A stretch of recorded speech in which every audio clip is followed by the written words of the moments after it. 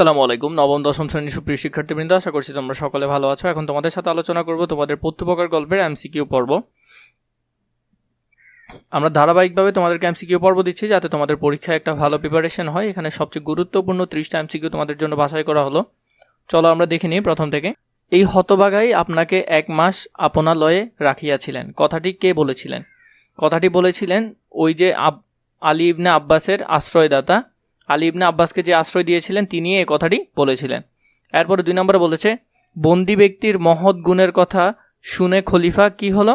প্রচ্ছন্ন হলেন, কিছু বললেন না, এটা উত্তর হবে না। অতিশয় আহ্লাদিত হলেন, তিনি একটু খুশি হলেন। প্রথম আর তৃতীয় নম্বরটা উত্তর হবে, তাহলে খ নম্বরটা এখানে উত্তর হবে। আলী ইবনে আব্বাসের আশ্রয়দাতাকে খলিফা সদর বচনে সম্ভাষণের কারণ কি? সে পরোপকারী ন্যায়পরায়ণ সম্ভাষণ করেন। আলী ইবনে আব্বাসের আশ্রয়দাতাকে খলিফা সদর বচনে সম্ভাষণের কারণ হলো সে পরোপকারী ও ন্যায়পরায়ণ, তাই। 4 নম্বরটা খেয়াল করো। আলী ইবনে আব্বাস খলিফার কাছে বন্দী ব্যক্তির যে বৈশিষ্ট্য তুলে ধরেন, বন্দী ব্যক্তি ছিল অনেক বেশি দয়াশীল, পরোপকারী, ন্যায়পরায়ণ ছিল, উত্তর হবে 3টা।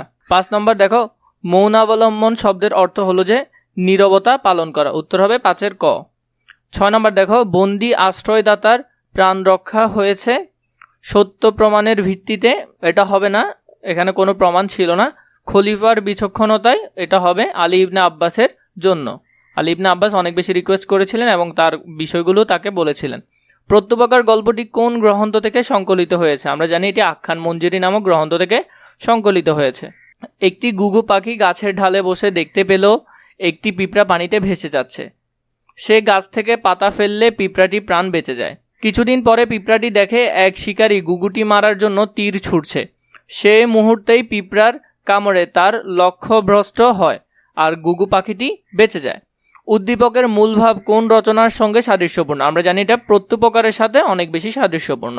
উদ্দীপকে উক্ত রচনার যে দিকটি ফুটে উঠেছে তা হলো উপকারী মনোভাব ফুটে উঠেছে, প্রতি উপকার ফুটে উঠেছে, সকৃতজ্ঞ প্রত্যুপকার এটাও ফুটে উঠেছে। 9-এর 3টাই হবে উত্তর।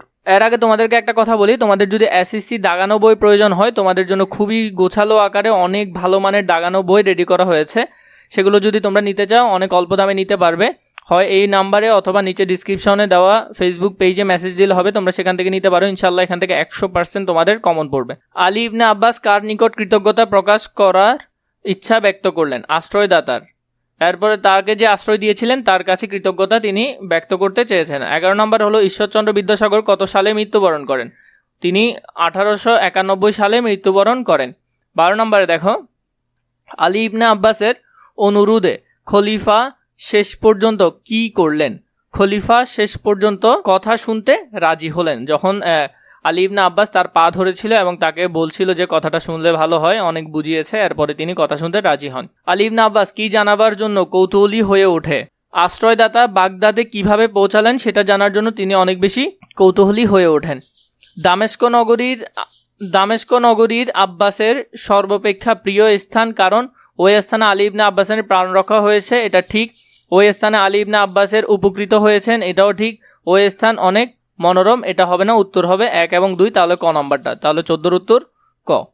15 নাম্বারটা দেখো, আলী ইবনে আব্বাসের নিকট তার আশ্রয়দাতা কি প্রার্থনা করেছিলেন? আশ্রয়দাতা তার নিকট পরিবারের নিকট তার সংবাদ পৌঁছে দেওয়ার বিষয়টা প্রার্থনা করেছিলেন। তিনি বলেছিলেন যে আমার যদি মৃত্যুদণ্ড হয় আপনি একটু আমার পরিবারকে খবরটা পৌঁছে দিয়েন। এই বলিয়া তিনি ঘাতককে ডাকাইয়া প্রস্তুত হইতে আদেশ দিলেন। এখানে কিসের প্রস্তুতের কথা বলা হয়েছে? প্রাণদণ্ডের জন্য প্রস্তুতের কথা বলা হয়েছে। মদিনায় হিজরতের পর রাসূল সাল্লাল্লাহু আলাইহি ওয়াসাল্লাম আবু আইয়ুব রাদিয়াল্লাহু তাআলা আনহু এর বাড়িতে আশ্রয় নিয়েছিলেন। যতদিন মসজিদে ও মসজিদের কাছে নবীজির বাড়ি তৈরি হয়নি ততদিন তিনি সেখানেই ছিলেন। আবু আইয়ুব রাদিয়াল্লাহু তাআলা অত্যন্ত ভালোবাসা, মর্যাদা ও বিনয়ের সাথে মেহমানদারির দায়িত্ব পালন করেছিলেন। উদ্দীপকের আবু আইয়ুব রাদিয়াল্লাহু তাআলা আনহু চরিত্রটির সাথে প্রত্যুপকার রচনার কার তুলনা করা প্রাসঙ্গিক? আবু আইয়ুবের সাথে আমরা চাইলে এখানে দামেস্কর সেই সম্ভ্রান্ত ব্যক্তির কথা এখানে মিলে যাবে। উদ্দীপকে এই প্রত্যুপকার রচনার প্রেক্ষাপট সাদৃশ্য রয়েছে নিঃস্বার্থ উপকারিতায়, এটা হবে মানুষের প্রতি ভালোবাসা, এটা না দায়িত্বশীলতা। উদ্দীপক অনুসারে 1 এবং 3 এখানে প্রকাশ পায়। তাহার হস্ত ও পদ হইতে লৌহ শৃঙ্খ খুলিয়া দিলাম। লৌহ শৃঙ্খ খুলে দেওয়ার কারণ দয়াবশত অনুরোধ করার জন্য প্রত্যুপকার করার সুযোগে, তাহলে উত্তর হবে ঘ নম্বরটা, 19-এর ঘ। আলী ইবনে আব্বাস কাকে খলিফার নিকট হাজির করলেন? বন্দী ব্যক্তিকে হাজির করলেন। কি রচনার জন্য ঈশ্বরচন্দ্রকে বাংলা গদ্যের জনক বলা হয়? সাহিত্যিক গদ্য রচনার জন্য তাকে বাংলা সাহিত্যের জনক বলা হয়, বাংলা গদ্যের জনক বলা হয় ঈশ্বরচন্দ্র বিদ্যাসাগরকে। গাছের ফুলে সুবাস ছড়ায় মুগ্ধ করা ঘ্রাণে, গাছের ফলই খেয়ে সবার শক্তি আসে প্রাণে, গাছের ওইনা অক্সিজেন সকল প্রাণী বাঁচে। উদ্দীপকের প্রত্যুপকার গল্পের কোন বিষয়ের দিকটি ফুটে উঠেছে? এখানে হলো যে নিঃস্বার্থ উপকারের বিষয়টি এখানে ফুটে উঠেছে। উদ্দীপকের কবিতাংশে প্রত্যুপকার গল্পের যে দিকটি অনুপস্থিত, এখানের মধ্যে পরোপকার এটি তো উপস্থিত, তাহলে এটি হবে না।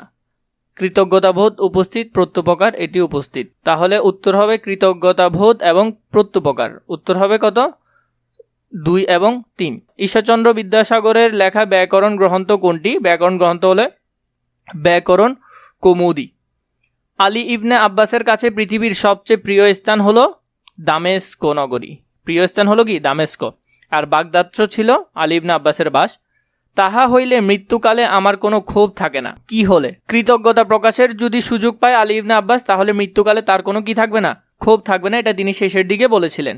এরপর দেখো 27 নম্বরে, আলী ইবনে আব্বাসের কোন প্রস্তাবে আশ্রয়দাতা রাজি হননি? আলী ইবনে আব্বাসের এখানে মুক্ত হয়ে দামেস্ক ফিরে যাওয়ার প্রস্তাবে তিনি রাজি হননি। উত্তর হবে 27-এর ক। আলী ইবনে আব্বাসের আশ্রয়দাতার চরিত্রে যে বৈশিষ্ট্য পাওয়া যায় না, পরোপকারী এবং দয়ালু, এই দুইটা বৈশিষ্ট্য সেখানে বই অনুসারে পাওয়া যায়নি। ইরাকের রাজধানীর নাম হলো বাগদাদ। উত্তর হবে খ নম্বরটা। আশ্রয়দাতা ব্যক্তি নিশাচয় ও স্বার্থপর নন কেন? নিজ প্রাণ রক্ষার্থে অন্যের প্রাণ বিনাশ করতে পারেন না, তাই। উত্তর হবে 30-এর ক নম্বরটা। আরও এমসিকিউ প্রয়োজন হলে আমাকে জানাবে, আর অথবা তোমাদের যদি দাগানো বই প্রয়োজন হয়, সেখানে অনেক কোয়ালিটিফুলভাবে পিডিএফ আকারে দাগানো আছে, তোমরা যদি নিতে চাও তাহলে নিতে পারো।